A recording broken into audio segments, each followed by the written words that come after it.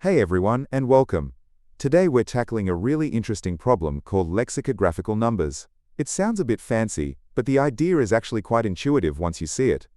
We'll walk through it step by step, from the basic idea to a super efficient solution. Let's get started. Alright, so here's the task.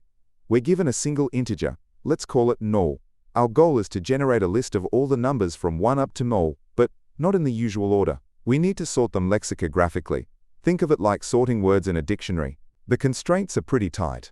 We need to do this quickly, in what's called order n time, and without using much extra memory. Let's look at this example with the number 13.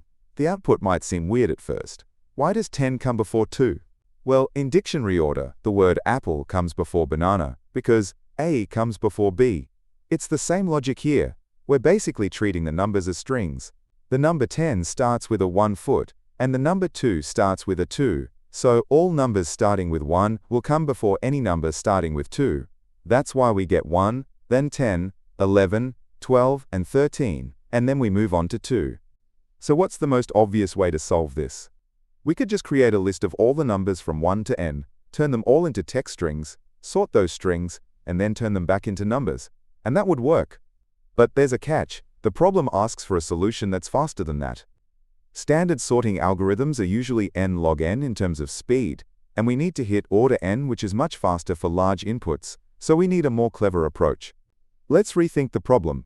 Instead of sorting, what if we could generate the numbers in the correct order from the start? Picture the numbers as a sort of family tree. At the top level, you have 1, 2, 3, up to 9. The children of the number 1 are 10, 11, 12, and so on. The children of 10 would be 100, 101, etc. If we explore this tree by visiting a parent, then all of its children, then its grandchildren, before moving to the next sibling, we'd actually generate the numbers in perfect lexicographical order. This kind of traversal has a name, a pre-order traversal. Okay, here is the Python code that pulls this off without using recursion, which helps us meet that strict memory requirement.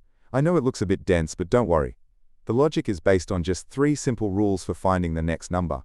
We're going to break down each part of this logic on the next few slides. First, the setup is simple. We start with an empty list for our results, and our very first number is of course 1. We then start a loop that will run exactly n times, because we know we need to find n numbers in total.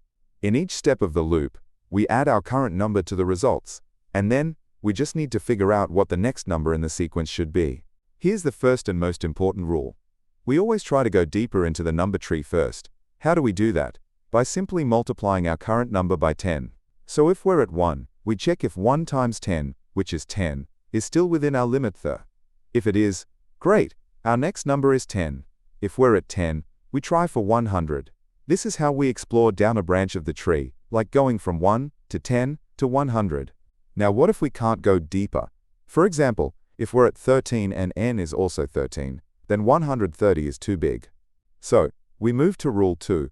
We try to go sideways to the next sibling. We can do this as long as our number doesn't end in a 9, and as long as adding 1 doesn't take us past n.